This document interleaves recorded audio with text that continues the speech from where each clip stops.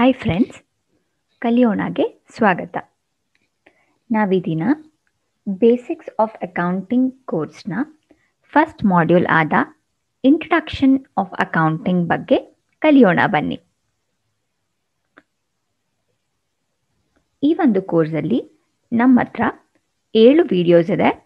ನೀವು ಆ 7 ವಿಡಿಯೋಸ್ನ ನೋಡಿದ್ರೆ ನಿಮಗೆ ಅಕೌಂಟಿಂಗ್ ಕಾನ್ಸೆಪ್ಟ್ ಚೆನ್ನಾಗಿ ಅರ್ಥ ಆಗುತ್ತೆ.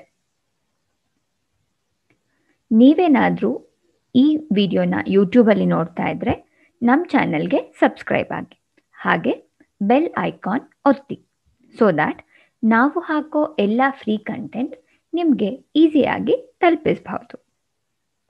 ಈಗ ಈ ಒಂದು ವಿಡಿಯೋದಲ್ಲಿ ಏನೇನು ಟಾಪಿಕ್ಸ್ ಕವರ್ ಮಾಡ್ತಾ ಇದ್ದೀವಿ ಅಂತ ನೋಡೋಣ. Meaning of accounting, process of accounting, branches of accounting, objectives ಮತ್ತು ರೋಲ್ ಆಫ್ ಅಕೌಂಟಿಂಗ್. ಸೊ ಈಗ ನಾವು ಫಸ್ಟು ಮೀನಿಂಗ್ ಆಫ್ ಅಕೌಂಟಿಂಗ್ ನೋಡೋಣ.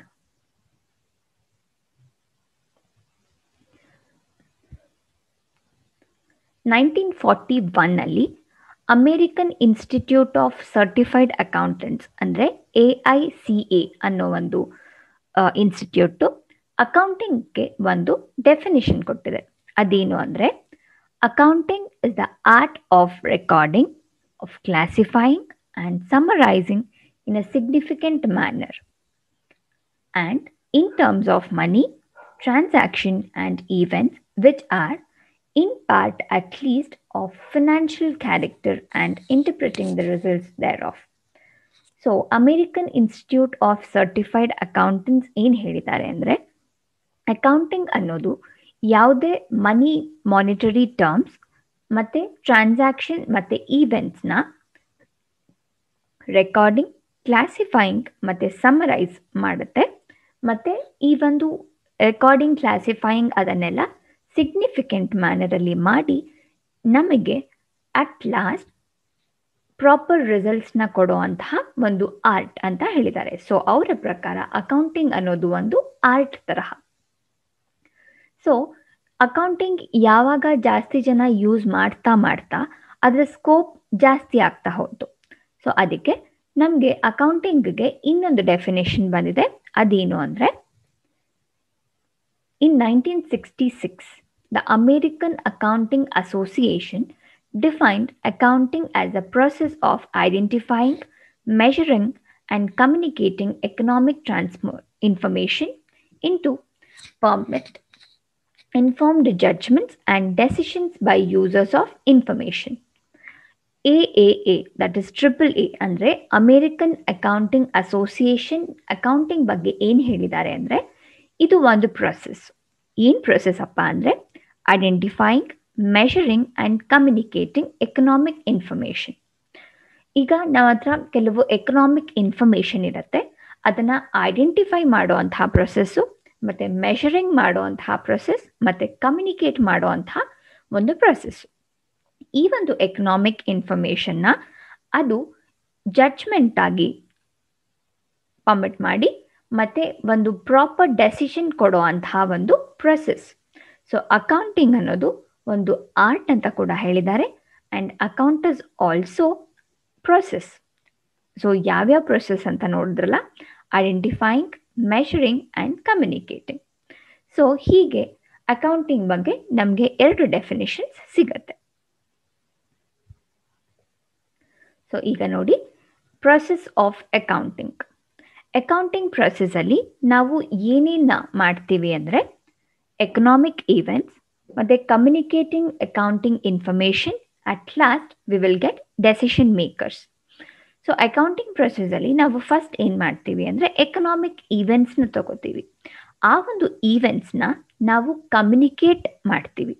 ನೆಕ್ಸ್ಟು ಈ ಒಂದು ಕಮ್ಯುನಿಕೇಟ್ ಆದಮೇಲೆ ನಮಗೆ ಪ್ರಾಪರ್ ರಿಸಲ್ಟ್ ಅಂತ ಬರುತ್ತಲ್ಲ, ಅದರಿಂದ ನಾವು ಡೆಸಿಷನ್ ಮೇಕ್ ಮಾಡ್ತೀವಿ. ಸೊ ಹಾಗೆ ಒಂದು ಪ್ರಾಪರ್ ಅಕೌಂಟಿಂಗ್ ಆಗಬೇಕು ಅಂದರೆ ಇದೆಲ್ಲ ಇರಲೇಬೇಕು. ಸೊ ಈ ಒಂದು ಪ್ರೊಸೆಸ್ಸಲ್ಲಿ ನಾನು ಮೊದಲೇ ಹೇಳ್ದಂಗೆ ಎಕನಾಮಿಕ್ ಈವೆಂಟ್ಸ್ ಅನ್ನೋದು ತುಂಬ ಇಂಪಾರ್ಟೆಂಟ್ ಆಗುತ್ತೆ. ಸೊ ಎಕನಾಮಿಕ್ ಈವೆಂಟ್ಸ್ ಅಂದರೆ ಏನಪ್ಪ ಅಂತ ನೋಡೋಣ. Business organisations involves economic events. ಈ ಎಕನಾಮಿಕ್ ಈವೆಂಟ್ಸ್ ಅನ್ನೋದು ಬಿಸ್ನೆಸ್ ಆರ್ಗನೈಸೇಷನ್ ಅಲ್ಲಿ ಇರಲೇಬೇಕಂತಹ ಒಂದು procedure. An economic event is known as a happening of consequence to a business organization which consists of transactions and which are measurable in monetary terms. Economic event ಅನ್ನೋದು ಒಂದು ಕಾನ್ಸಿಕ್ವೆನ್ಸು business organization ಅಲ್ಲಿ ದಿನ ಆಗ್ತಾನೆ ಇರುತ್ತೆ. ಆ ಒಂದು ದಿನ ಆಗ್ತಾ ಇರುವಂತಹ ಒಂದು ಕಾನ್ಸಿಕ್ವೆನ್ಸಸ್ನ ನಾವು ಎಕನಾಮಿಕ್ ಈವೆಂಟ್ಸ್ ಅಂತ ಕರಿತೀವಿ.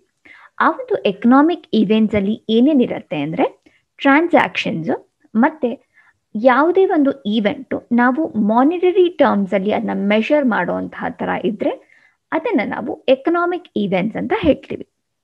For example, purchase of machinery, installing and keeping it ready for manufacturing as an event which comprises number of financial transactions such as buying a machine, transportation of machine. So ಇವಾಗ ನಿಮಗೆ ಗೊತ್ತಾಯ್ತು economic events ಅಂದರೆ ನಮ್ಮ ಒಂದು business organization ಅಲ್ಲಿ ದಿನ ನಡೆಯುವಂತಹ ಒಂದು ಪ್ರೊಸೆಸ್. ಸೊ ದಿನ ನಡೆಯುವಂತಹದಲ್ಲಿ ನಾವು ಎಕ್ಸಾಂಪಲ್ ಹೇಳಿದ್ರೆ ಪರ್ಚೇಸ್ ಆಫ್ ಮೆಷಿನರಿ. ಇವಾಗ ನಾವೊಂದು ಆರ್ಗನೈಸೇಷನ್ ಸ್ಟಾರ್ಟ್ ಮಾಡ್ತಿರ್ತೇವೆ, ಆಗ ನಮಗೆ ಬೇಸಿಕ್ ನೆಸೆಸಿಟೀಸ್ ಬೇಕಾಗತ್ತೆ, ಅದರಲ್ಲಿ ಮೆಷಿನರಿ ಕೂಡ. ಸೊ ನಾವು ಮೆಷಿನರಿನ ಪರ್ಚೇಸ್ ಮಾಡಿದಾಗ ಅದರಲ್ಲಿ ಫುಲ್ ಒಂದು ಪ್ರೊಸೀಜರ್ ಇರುತ್ತೆ, ಇನ್ಸ್ಟಾಲ್ ಮಾಡಬೇಕಾಗತ್ತೆ, ಮತ್ತು ಆ ಒಂದು ಮೆಷಿನರಿನ ನಾವು ತಗೊಂಡು ಅದನ್ನು ಟ್ರಾನ್ಸ್ಪೋರ್ಟ್ ಮಾಡಬೇಕಾಗತ್ತೆ. ಸೊ ಇದನ್ನೆಲ್ಲ ನಾವು ಎಕನಾಮಿಕ್ ಈವೆಂಟ್ಸ್ ಅಂತ ಹೇಳ್ತೀವಿ. ಸೊ ಬಿಸ್ನೆಸ್ ಆರ್ಗನೈಸೇಷನ್ಸಲ್ಲಿ ಏನೇನು ನಡೀತಾ ಇರುತ್ತೆ ಅದನ್ನು ನಾವು ಎಕನಾಮಿಕ್ ಈವೆಂಟ್ಸ್ ಅಂತ ಕರಿತೀವಿ. So one more important, economic events should be in monetary terms.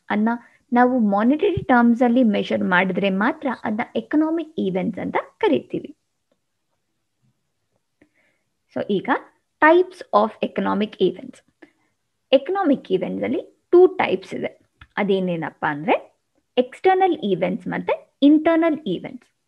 External events ಅಂದರೆ if an event involves transactions between an outsider and an organisation. External events ಅಂದರೆ ಯಾವುದೋ ಒಂದು ಈವೆಂಟು ಅಥವಾ ಟ್ರಾನ್ಸಾಕ್ಷನ್ನು ಅದು ಔಟ್ಸೈಡರು ಮತ್ತು ಆರ್ಗನೈಸೇಷನ್ ಮಧ್ಯ ನಡೆದ್ರೆ ಅದನ್ನ ಎಕ್ಸ್ಟರ್ನಲ್ ಈವೆಂಟ್ಸ್ ಅಂತ ಕರೀತಾರೆ. ಸೊ ಇವಾಗ ಎಕ್ಸಾಂಪಲ್ ನೋಡಬೇಕು ಅಂದರೆ sale of merchandise to the customer ಮತ್ತು purchase of materials from suppliers. So ಈಗ ನೋಡಿದಾಗ sale of merchandise to the ಕಸ್ಟಮರ್ಸಲ್ಲಿ ನಮಗೆ ಔಟ್ಸೈಡರ್ ಅಂದರೆ customers, purchase of materials from suppliers ಅಲ್ಲಿ ಸಪ್ಲೈಯರ್ಸ್ ಬಂದು ನಮಗೆ ಔಟ್ಸೈಡರು. ಸೊ ಆರ್ಗನೈಸೇಷನಿಂದ ನಾವು ಕಸ್ಟಮರ್ಸ್ಗೆ ಮರ್ಚೆಂಡೈಸ್ನ ಸೇಲ್ ಮಾಡ್ತಿದ್ದೀವಿ. ಸೊ ಆರ್ಗನೈಸೇಷನ್ ಒಂದು ಕಡೆ ಆದರೆ ಕಸ್ಟಮರ್ ನಮಗೆ ಔಟ್ಸೈಡರ್ ಆಗ್ತಾರೆ. ಹಾಗೆ ಯಾವಾಗ ನಮ್ಮ ಮೆಟೀರಿಯಲ್ಸ್ನ ನಾವು ಪರ್ಚೇಸ್ ಮಾಡ್ತೀವಿ ಸಪ್ಲೈಯರ್ಸಿಂದ, ಆಗ ಸಪ್ಲೈಯರ್ಸ್ ನಮಗೆ ಔಟ್ಸೈಡರ್ ಆಗ್ತಾರೆ. ಸೊ ಹೀಗೆ ಯಾವುದೋ ಒಂದು ಈವೆಂಟು ಆರ್ಗನೈಸೇಷನು ಮತ್ತು ಸಪ್ಲೈಯರು ಅಥವಾ ಕಸ್ಟಮರ್ಸ್ ಜೊತೆ ಆದರೆ ಅದನ್ನು ಎಕ್ಸ್ಟರ್ನಲ್ ಈವೆಂಟ್ ಅಂತ ಕರೀತಾರೆ. ಸೊ ಈಗ ಇಂಟರ್ನಲ್ ಈವೆಂಟ್ ಅಂದರೆ ಏನು ಅಂತ ನೋಡೋಣ. If an economic event that occurs entirely between the internal wings of an enterprise.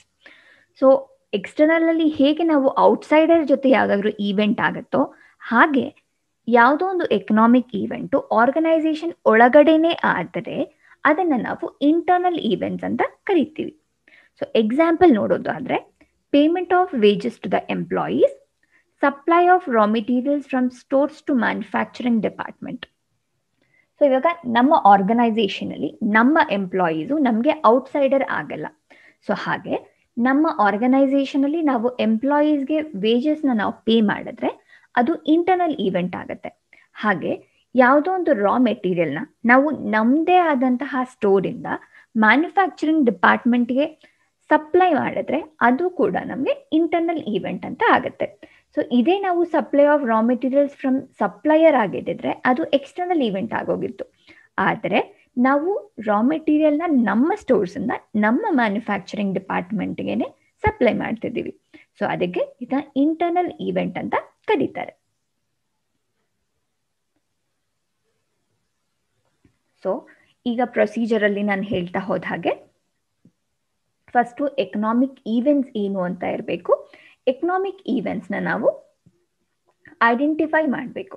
So next procedure ಬಂದು, ನೆಕ್ಸ್ಟ್ ಪ್ರೊಸೆಸ್ ಆಫ್ ಅಕೌಂಟಿಂಗ್ ಬಂದು ಐಡೆಂಟಿಫಿಕೇಶನ್.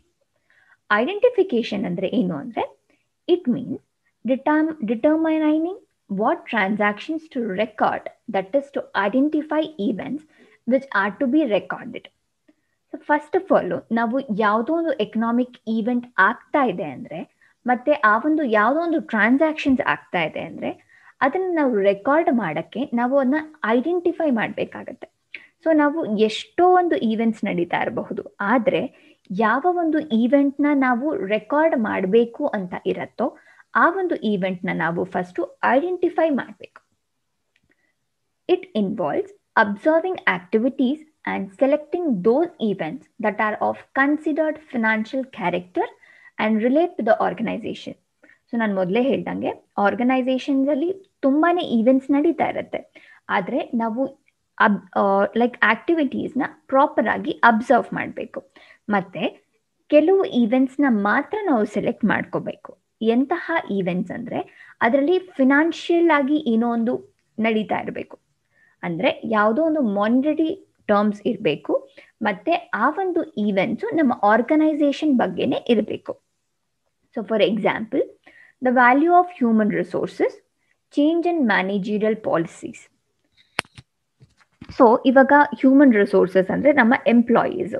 ಸೊ ನಮ್ಮ ಎಂಪ್ಲಾಯೀಸ್ ವ್ಯಾಲ್ಯೂ ಅಂದರೆ ಅವ್ರಿಗೆ ಎಷ್ಟು ಪೇ ಮಾಡ್ತಿದ್ದೀವಿ, ಮತ್ತು ಅವರು ನಮ್ಮ ಆರ್ಗನೈಸೇಷನ್ಗೆ ಬಂದಾಗಿಂದ ಇದುವರೆಗೂ ಎಷ್ಟು ವೇಜಸ್ ಆರ್ ಸ್ಯಾಲ್ರಿ ಕೊಡ್ತಾ ಇದ್ದೀವಿ. ಸೊ ಇದನ್ನೆಲ್ಲ ನಾವು ಐಡೆಂಟಿಫೈ ಮಾಡಿಕೊಂಡು ಅದನ್ನೆಲ್ಲ ನಾವು ರೆಕಾರ್ಡ್ ಮಾಡ್ಕೊಳ್ತಾ ಹೋಗಬೇಕು. ಸೊ ಹೀಗೆ ನಾವು ಯಾವುದೇ ಎಕನಾಮಿಕ್ ಈವೆಂಟ್ನ ಎಷ್ಟು ಕರೆಕ್ಟಾಗಿ ಐಡೆಂಟಿಫೈ ಮಾಡ್ತೀವಿ ಮತ್ತು ರೆಕಾರ್ಡ್ ಮಾಡೋಕ್ಕೆ ಯೂಸ್ ಮಾಡ್ಕೊಳ್ತೀವಿ ಅನ್ನೋದೇ ಈ ಒಂದು ಪ್ರೊಸೆಸ್ ಆಫ್ ಅಕೌಂಟಿಂಗಲ್ಲಿ ಸೆಕೆಂಡ್ ಒನ್ ಬರೋದು. Next, measurement. It means quantification of business transaction into financial terms by using monetary unit like rupees and paise is a measuring unit. So ನಾನು ಮೊದಲೇ ಹೇಳ್ದಂಗೆ ಫಸ್ಟು ನಾವು ಎಕನಾಮಿಕ್ ಈವೆಂಟ್ಸ್ನ ನೋಡ್ಕೋಬೇಕು, ಮತ್ತು ಎಕನಾಮಿಕ್ ಈವೆಂಟ್ಸ್ನ ನಾವು identify ಮಾಡಬೇಕು. Identify ಮಾಡಾದಮೇಲೆ ಅದನ್ನು ಪ್ರಾಪರ್ ಆಗಿ ಮೆಷರ್ ಮಾಡಬೇಕು. ಸೊ ಯಾವುದೇ ಬಿಸ್ನೆಸ್ ಟ್ರಾನ್ಸಾಕ್ಷನ್ನ ನಾವು ಫಿನಾನ್ಷಿಯಲ್ ಟರ್ಮ್ಸಲ್ಲಿ ಅದನ್ನು ಮೆಷರ್ ಮಾಡಬೇಕು. ಸೊ ಆ ಒಂದು ಫಿನಾನ್ಷಿಯಲ್ ಟರ್ಮ್ಸ್ನ ನಾವು ಮಾನಿಟರಿ ಯೂನಿಟ್ ಲೈಕ್ ರುಪೀಸ್ ಮತ್ತು ಪೈಸೆಯಲ್ಲಿ ಮಾತ್ರ ನಾವು ಮೆಷರ್ ಮಾಡೋಕ್ಕೆ ಆಗತ್ತೆ.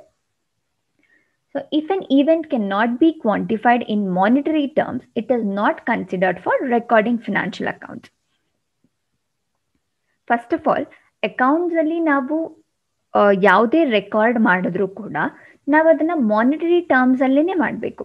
ಯಾವುದೋ ಒಂದರಲ್ಲಿ ಮನಿ ಇನ್ವಾಲ್ವ್ ಆಗಿದ್ರೆ ಮಾತ್ರ ನಾವು ಅದನ್ನು ರೆಕಾರ್ಡ್ ಮಾಡೋಕ್ಕೆ ಸಾಧ್ಯ. ಸೊ ನಾವು ಯಾವುದು ಮಾನಿಟರಿ ಟರ್ಮ್ಸು ಅಥವಾ ಯಾವ ಈವೆಂಟು ನಾವು ಮಾನಿಟರಿ ಟರ್ಮ್ಸಲ್ಲಿ ಅದನ್ನು ಕ್ವಾಂಟಿಫೈ ಮಾಡೋಕ್ಕೆ ಆಗಲ್ವೋ ಅಂಥ ಒಂದು ಈವೆಂಟ್ಸ್ನ ನಾವು ರೆಕಾರ್ಡ್ ಮಾಡೋಕ್ಕೆ ಸಾಧ್ಯನೇ ಇಲ್ಲ. That is why important terms like the appointment of a new managing director, signing of contracts are not shown in the books of accounts. So ನಾನು ಮೊದಲೇ ಹೇಳ್ದಂಗೆ ಯಾವುದೋ ಒಂದು ಈವೆಂಟು ಅದರಲ್ಲಿ ಮಾನಿಟರಿ ಟರ್ಮ್ಸ್ ಇದ್ದರೆ ಮಾತ್ರ ನಾವು ಅದನ್ನ ನಮ್ಮ ಫೈನಾನ್ಷಿಯಲ್ ಅಕೌಂಟ್ಸಲ್ಲಿ ರೆಕಾರ್ಡ್ ಮಾಡ್ತೀವಿ. ಬಟ್ ಕೆಲವು ಟರ್ಮ್ಸ್ ಎಕ್ಸಾಂಪಲ್ ಹೇಳಬೇಕು ಅಂದರೆ, ನಾವು ಯಾವುದೋ ಒಂದು ಮ್ಯಾನೇಜಿಂಗ್ ಡೈರೆಕ್ಟರು ನ್ಯೂ ಆಗಿ ಅಪಾಯಿಂಟ್ ಆಗಿರ್ತಾರೆ, ಮತ್ತು ಅವರು ಇನ್ನೊಂದು ಯಾವುದೋ ಒಂದು ಕಾಂಟ್ರಾಕ್ಟ್ನ ಸೈನ್ ಮಾಡ್ತಾರೆ. ಸೊ ಇಷ್ಟರಲ್ಲೂ ಕೂಡ ನಮಗೆ ಎಲ್ಲೂ ಕೂಡ ಮಾನಿಟರಿ ಟರ್ಮ್ಸ್ ಕಾಣಿಸ್ತಾ ಇಲ್ಲ. ಮ್ಯಾನೇಜಿಂಗ್ ಡೈರೆಕ್ಟರ್ ಅಪಾಯಿಂಟ್ ಆದರು, ಅವರು ಬೇರೆ ಇದಕ್ಕೆ ಸೈನ್ ಮಾಡಿದ್ರು. ಸೊ ಹೀಗೆ ಅದೇ ಎಕ್ಸಾಂಪಲ್ ಆಗಿ ಮ್ಯಾನೇಜಿಂಗ್ ಡೈರೆಕ್ಟರು ಇಷ್ಟು ಸ್ಯಾಲರಿಯಲ್ಲಿ ಅಪಾಯಿಂಟ್ ಆದರು ಅಂತ ಅಂದಾಗ ನಾವು ಸ್ಯಾಲರಿ ಆಫ್ ಮ್ಯಾನೇಜಿಂಗ್ ಡೈರೆಕ್ಟರ್ ಅಂತ ಫಿನಾನ್ಷಿಯಲ್ ಅಕೌಂಟಲ್ಲಿ ನಾವು ರೆಕಾರ್ಡ್ ಮಾಡ್ಬೋದಾಗಿತ್ತು. ಆದರೆ only appointment of a new managing director is not a monetary term. So ಅದಕ್ಕೆ ಅದನ್ನು ನಾವು ನಮ್ಮ ಬುಕ್ಸ್ ಆಫ್ ಅಕೌಂಟ್ಸಲ್ಲಿ ನಾವು ರೆಕಾರ್ಡ್ ಮಾಡೋಕ್ಕೆ ಆಗಲ್ಲ. ಸೊ ಈಗ ಗೊತ್ತಾಯ್ತಲ್ಲ, ಪ್ರೊಸೆಸ್ ಆಫ್ ಅಕೌಂಟಿಂಗಲ್ಲಿ ಫಸ್ಟು ಎಕನಾಮಿಕ್ ಈವೆಂಟ್ ಇರಬೇಕು, ನೆಕ್ಸ್ಟ್ ಐಡೆಂಟಿಫೈ ಮಾಡಬೇಕು, ಆಮೇಲೆ ಮಾನಿಟರಿ ಟರ್ಮ್ಸಲ್ಲಿ ಅದನ್ನ ಮೆಷರ್ ಮಾಡಬೇಕು. ಸೊ ನೆಕ್ಸ್ಟ್ ಬಂದು recording. Once the economic events are identified and measured in financial terms, These are recorded in books of account in monetary terms and in chronological order. So once ನಾವು economic ಈವೆಂಟ್ಸ್ನ identify ಮಾಡಿ ಮತ್ತೆ measure ಮಾಡಿ ಅದನ್ನು ನಾವು at last ನಾವು ಅದನ್ನು record ಮಾಡಬೇಕು. ಅಂದರೆ ನಮ್ಮ ಬುಕ್ಸ್ ಆಫ್ ಅಕೌಂಟ್ಸಲ್ಲಿ ನಾವು ಆ ಒಂದು ಎಕನಾಮಿಕ್ ಈವೆಂಟ್ನ ರೆಕಾರ್ಡ್ ಮಾಡಬೇಕು. ಸೊ ನಾನು ಮೊದಲೇ ಹೇಳ್ದಂಗೆ ಆ ಒಂದು ಎಕನಾಮಿಕ್ ಈವೆಂಟು ಮಾನಿಟರಿ ಟರ್ಮ್ಸಲ್ಲಿ ಇರಬೇಕು ಮತ್ತು ಕ್ರೊನಲಾಜಿಕಲ್ ಆರ್ಡರು. ಅಂದರೆ ಇವಾಗ ಫಸ್ಟ್ ರಾ ಮೆಟೀರಿಯಲ್ನ ಬೈ ಮಾಡಿದ್ದು, ನೆಕ್ಸ್ಟ್ ಮೆಷಿನರಿ ಬೈ ಮಾಡಿದ್ದು, ನೆಕ್ಸ್ಟ್ ವೇಜಸ್, ಹಾಗೆ ಒಂದು ಆದ್ಮೇಲೆ ಒಂದು ಈವೆಂಟ್ಸ್ನ ನಾವು ರೆಕಾರ್ಡ್ ಮಾಡ್ಕೊಳ್ತಾ ಹೋಗಬೇಕು. Recording is done in a manner that necessary information is summarised and is made available as and when required. Recording ಅನ್ನೋದೇ ನಮಗೆ ಯಾವುದಕ್ಕೆ ಯೂಸ್ ಆಗುತ್ತೆ ಅಂದರೆ, ನಾವು ಯಾವುದೋ ಒಂದು ಪ್ರಾಪರ್ ಇನ್ಫಾರ್ಮೇಷನ್ನ ರೆಕಾರ್ಡ್ ಮಾಡಿದ್ದು ಲೈಕ್ ಆಫ್ಟರ್ 10 years ಆಲ್ಸೋ ನಮಗೆ ಆ ಒಂದು ಎಕನಾಮಿಕ್ ಈವೆಂಟು ಅಥವಾ ಯಾವುದೋ ಒಂದು ಈವೆಂಟ್ ಆಗಿದೆ ಅಂತ ಅಂದ್ಕೊಂಡಾಗ ಈ ಒಂದು ರೆಕಾರ್ಡಿಂಗು ನಮಗೆ ಯೂಸ್ ಆಗಬೇಕು. ಸೊ ನಾವು ರೆಕಾರ್ಡಿಂಗ್ ಹೆಂಗೆ ಮಾಡಬೇಕು ಅಂದರೆ, ಪ್ರಾಪರ್ ಇನ್ಫಾರ್ಮೇಷನ್ನ ಸಮರೈಸ್ ಮಾಡಿ ನಾವೊಂದು ಎಕನಾಮಿಕ್ ಈವೆಂಟ್ಸ್ನ ರೆಕಾರ್ಡ್ ಮಾಡಬೇಕಾಗತ್ತೆ. ಆ ಥರ ಮಾಡಿದಾಗ ಮಾತ್ರ ನಮಗೆ ಯಾವಾಗ ಬೇಕೋ ಆವಾಗ ಆ ಒಂದು ರೆಕಾರ್ಡ್ನ ನಾವು ನೋಡೋ ಥರ ಆಗುತ್ತೆ. ಸೊ ಅದಕ್ಕೆ ರೆಕಾರ್ಡಿಂಗ್ ಅನ್ನೋದು ತುಂಬ ಇಂಪಾರ್ಟೆಂಟ್ ಸ್ಟೆಪ್ ಆಗುತ್ತೆ. ಸೊ ನೆಕ್ಸ್ಟ್ ಬಂದು ಕಮ್ಯುನಿಕೇಷನ್. ಸೊ ಇದೆಲ್ಲ ಆಯಿತು, ಏನು ಎಕನಾಮಿಕ್ ಈವೆಂಟ್ಸ್ ಆಯಿತು, ಅದನ್ನು ಐಡೆಂಟಿಫೈ ಮಾಡಿದ್ವಿ, ಆಮೇಲೆ ಮೆಷರ್ ಮಾಡಿದ್ವಿ, ಆಮೇಲೆ ಅದರ ರೆಕಾರ್ಡ್ ಕೂಡ ಮಾಡಾಯಿತು. ಸೊ ನೆಕ್ಸ್ಟ್ ಏನು ಮಾಡಬೇಕು ಅಂದರೆ,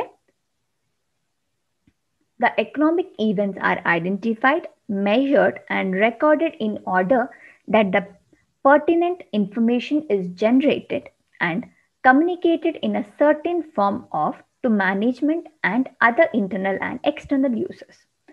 ನಾವು ಒಂದ್ಸಲಿ ಐಡೆಂಟಿಫೈ ಮಾಡಿ ಮೆಷರ್ ಮಾಡಿ ರೆಕಾರ್ಡ್ ಮಾಡಾದ್ಮೇಲೆ ಆ ಒಂದು ಯಾವುದು ಪ್ರಾಪರ್ ಇನ್ಫಾರ್ಮೇಷನ್ ಇರುತ್ತೋ ಅದನ್ನು ಜನರೇಟ್ ಮಾಡಿಕೊಂಡು ಅದನ್ನು ನಾವು ಸ್ವಲ್ಪ ಸರ್ಟಿನ್ ಫಾರ್ಮ್ನ ನಾವು ಮ್ಯಾನೇಜ್ಮೆಂಟ್ಗೆ ಮತ್ತು ಇಂಟರ್ನಲ್ ಮತ್ತು ಎಕ್ಸ್ಟರ್ನಲ್ ಯೂಸರ್ಸ್ಗೆ ಅದನ್ನ ಕಮ್ಯುನಿಕೇಟ್ ಮಾಡಬೇಕು.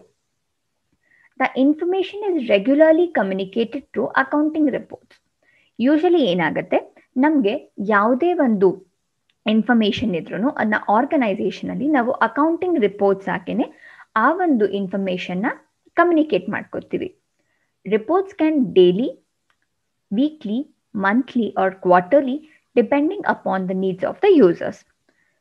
ಕೆಲವು ರಿಪೋರ್ಟ್ಸು ನಮಗೆ ಡೈಲಿ ಕೂಡ ಸಿಗುತ್ತೆ, ಕೆಲವು ವೀಕ್ಲಿ ರಿಪೋರ್ಟ್ಸ್ ಇರುತ್ತೆ, ಕೆಲವು ಮಂತ್ಲಿ ಮತ್ತು ಕೆಲವು ಕ್ವಾರ್ಟರ್ಲಿ ಇರುತ್ತೆ.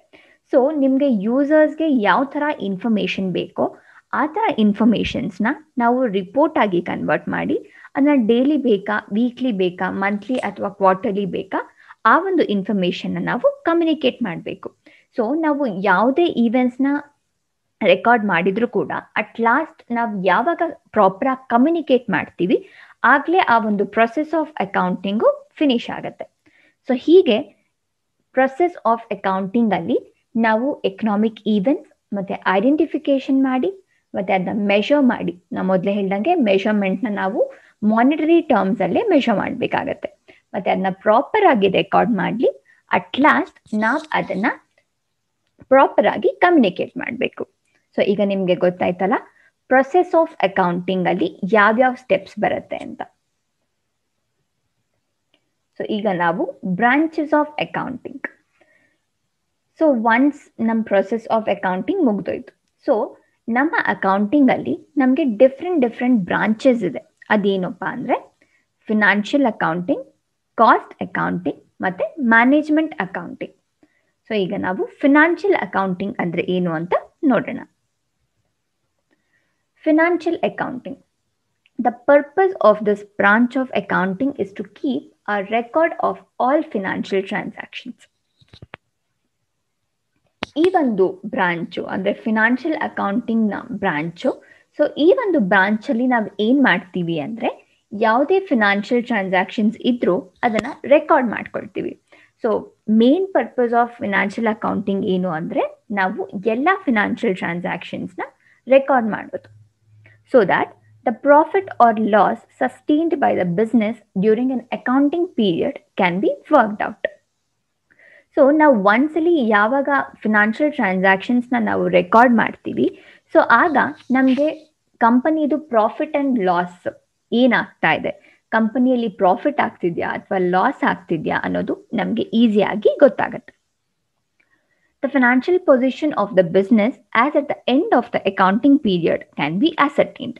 ಸೊ ಒಂದ್ಸಲಿ ನಾವು ನಮ್ಮ ಫಿನಾನ್ಷಿಯಲ್ ಟ್ರಾನ್ಸಾಕ್ಷನ್ಸ್ನ ರೆಕಾರ್ಡ್ ಮಾಡ್ಕೊಳ್ತಾ ಹೋದರೆ at the end of the accounting period, ಅಂದರೆ ಇವಾಗ ನಮ್ಮ ಬಿಸ್ನೆಸ್ ಅಲ್ಲಿ ಅಕೌಂಟಿಂಗ್ ಪೀರಿಯಡ್ ಮುಗೀತಾ ಬಂತು ಅಂತ ಅನಿಸಿದಾಗ, ಸೊ ನಾವು ಕೂಡ ಅಸರ್ಟೈನ್ ಮಾಡ್ಕೋಬಹುದು, ಓಕೆ ಅಕೌಂಟಿಂಗ್ ಪೀರಿಯಡ್ ಎಂಡಲ್ಲಿ ನಮ್ಮ ಫಿನಾನ್ಷಿಯಲ್ ಪೊಸಿಷನ್ ಹೀಗಿರತ್ತೆ ಅಂತ. ಸೊ ಇದೆಲ್ಲಾನು ಕೂಡ ನಮ್ಮ ರೆಕಾರ್ಡ್ ಆಫ್ ಫಿನಾನ್ಷಿಯಲ್ ಟ್ರಾನ್ಸಾಕ್ಷನ್ಸ್ ಮೇಲೆ ಡಿಪೆಂಡ್ ಆಗಿರುತ್ತೆ. ಸೊ ಫಿನಾನ್ಷಿಯಲ್ ಅಕೌಂಟಿಂಗ್ ಅನ್ನೋದು ಮೇನ್ ಪರ್ಪಸ್ ಬಂದು record of all financial transactions. Next ಬಂದು cost accounting. The purpose of cost accounting is to analyze the expenditure so as to ascertain the cost of various products manufactured by the firm and fix the prices.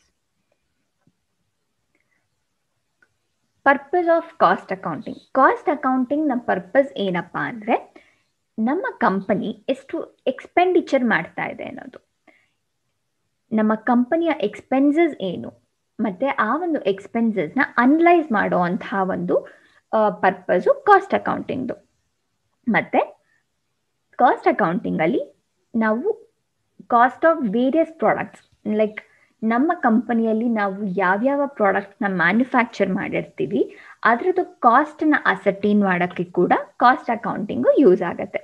So ನಾವು ಯಾವುದೋ ಒಂದು ಪ್ರಾಡಕ್ಟ್ನ manufacture ಮಾಡಿರ್ತೀವಿ, so ಆ ಒಂದು manufacturing ಪ್ರಾಡಕ್ಟ್ಗೆ ಯಾವ ಥರ price ಇಡಬಹುದು ಅನ್ನೋದು ಕೂಡ ನಾವು ಕಾಸ್ಟ್ ಅಕೌಂಟಿಂಗ್ ಇಂದ ಕಲ್ತ್ಕೋಬಹುದು. ಸೊ ಕಾಸ್ಟ್ ಅಕೌಂಟಿಂಗ್ ಬೇಸಿಕಲಿ ಏನು ಅಂದರೆ ಕಂಪನಿಯಿಂದ ಏನು ಎಕ್ಸ್ಪೆನ್ಸಸ್ ಆಗ್ತಾ ಇದೆ ಅದನ್ನ ಅನಲೈಸ್ ಮಾಡೋದು, ಮತ್ತೆ ಯಾವುದೋ ಒಂದು ಪ್ರಾಡಕ್ಟು ನಮ್ಮ ಕಂಪನಿಯಿಂದ ಅದು ಮ್ಯಾನುಫ್ಯಾಕ್ಚರ್ ಆದರೆ ಆ ಒಂದು ಪ್ರಾಡಕ್ಟ್ಗೆ ಯಾವ ಒಂದು ಪ್ರೈಸ್ನ ಕೊಡಬೇಕು ಅನ್ನೋದು ಕೂಡ ಕಾಸ್ಟ್ ಅಕೌಂಟಿಂಗ್ ಇಂದ ನಮಗೆ ಗೊತ್ತಾಗುತ್ತೆ. It also helps in controlling the costs and providing necessary costing information to management for decision making.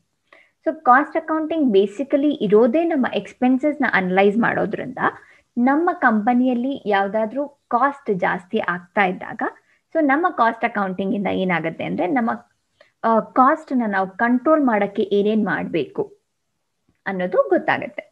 ಮತ್ತೆ ಈ ಒಂದು ಕಾಸ್ಟ್ ಏನೇನು ಆಗ್ತಾ ಇದೆ ಅದನ್ನೆಲ್ಲ ನಾವು ಮ್ಯಾನೇಜ್ಮೆಂಟ್ಗೆ ಕೊಟ್ಟಾಗ ಅವರು ಡೆಸಿಷನ್ ಮೇಕಿಂಗ್ ಮಾಡೋಕ್ಕೂ ಕೂಡ ಕಾಸ್ಟ್ ಅಕೌಂಟಿಂಗು ಯೂಸ್ ಆಗುತ್ತೆ. Next management accounting.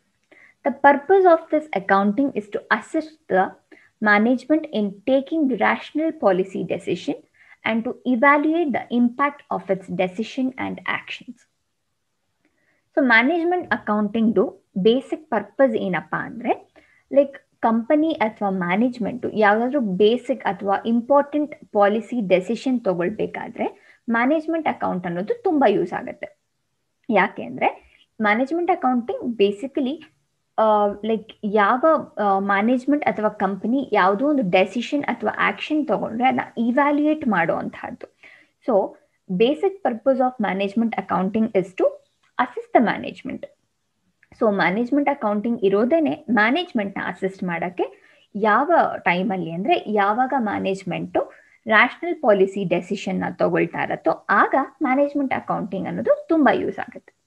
ಸೊ ಈಗ ನಿಮಗೆ ಗೊತ್ತಾಗಿರಬಹುದು ಬ್ರಾಂಚಸ್ ಆಫ್ ಅಕೌಂಟಿಂಗ್ ಏನೇನು ಅಂದರೆ ಫಿನಾನ್ಷಿಯಲ್, ಕಾಸ್ಟ್ ಮತ್ತು ಮ್ಯಾನೇಜ್ಮೆಂಟ್ ಅಕೌಂಟಿಂಗ್. ಮತ್ತು ಈ ಮೂರು ಅಕೌಂಟಿಂಗಲ್ಲಿ ನಾವು ಏನೇನು ಮಾಡ್ತೀವಿ ಅನ್ನೋದು ಕೂಡ ನಿಮಗೆ ಗೊತ್ತಾಯಿತು. ಈಗ role of accounting. Accounting role ಏನಪ್ಪ ಅಂತ ನೋಡಿದ್ರೆ, for centuries the role of accounting has been changing with the changes in economic development and increasing societal demands. ನೀವು ಮೊದಲೇ ನೋಡ್ದಂಗೆ 90s ಅಕೌಂಟಿಂಗ್ ಬಂದಿದೆ. ಸೊ ಸೆಂಚುರೀಸ್ ಬರ್ತಾ ಬರ್ತಾ roll of accounting has been changing. So centuries ಆಗ್ತಾ accounting roll change ಆಗ್ತಾ ಬರ್ತಾ ಇದೆ. So as and when economic development ಆಗ್ತಾ ಇದೆ ಮತ್ತು ಸೊಸೈಟಲಿ ಡಿಮಾಂಡ್ಸ್ ಜಾಸ್ತಿ ಆಗ್ತಿದೆ. ಸೊ ಈ ಡಿಮಾಂಡ್ಸ್ ಮತ್ತು ಎಕನಾಮಿಕ್ ಡೆವಲಪ್ಮೆಂಟ್ ಚೇಂಜ್ ಆಗ್ತಾ ಆಗ್ತಾ ಅಕೌಂಟಿಂಗ್ ರೋಲ್ ಕೂಡ ಚೇಂಜ್ ಆಗ್ತಾ ಬರ್ತಾ ಇದೆ. It describes and analyzes a mass of an enterprise through measurement, classification, and summarization and reduces those data into reports and statements. So ನಾನು ಮೊದಲೇ ಹೇಳ್ದಂಗೆ ಅಕೌಂಟಿಂಗ್ ಅನ್ನೋದೇ ಮೇನ್ ಇಂಪಾರ್ಟೆಂಟ್ ಏನಿರುತ್ತೆ ಅದರಲ್ಲಿ ಅಂದರೆ ಮೆಷರ್ಮೆಂಟು, ಕ್ಲಾಸಿಫಿಕೇಷನ್ನು ಮತ್ತು ಸಮರೈಸೇಷನ್ನು. ಸೊ ಈ ಮೂರು ಮಾಡಿದಾಗ ನಮಗೆ ನಮ್ಮ ಇನ್ಫಾರ್ಮೇಷನ್ನು ದೊಡ್ಡದಾಗಿರೋ ಇನ್ಫಾರ್ಮೇಷನ್ ಲೈಕ್ ಒಂದು ಬಲ್ಕ್ ಆಗಿರೋ ಇನ್ಫಾರ್ಮೇಷನ್ನು ಅದನ್ನು ನಮಗೆ ಒಂದು ಸ್ಮಾಲ್ ರಿಪೋರ್ಟ್ ಅಥವಾ ಸ್ಟೇಟ್ಮೆಂಟ್ಸ್ ಅಲ್ಲಿ ಗೊತ್ತಾಗುವಂತಹ ಮಾಡುತ್ತೆ. Accounting information relates to the past transactions and a quantitative and financial in nature. Accounting ಇನ್ಫಾರ್ಮೇಷನ್ನು ಯಾವಾಗಲೂ ಕೂಡ ಪಾಸ್ಟ್ ಟ್ರಾನ್ಸಾಕ್ಷನ್ ಮೇಲೆ ಇರುತ್ತೆ.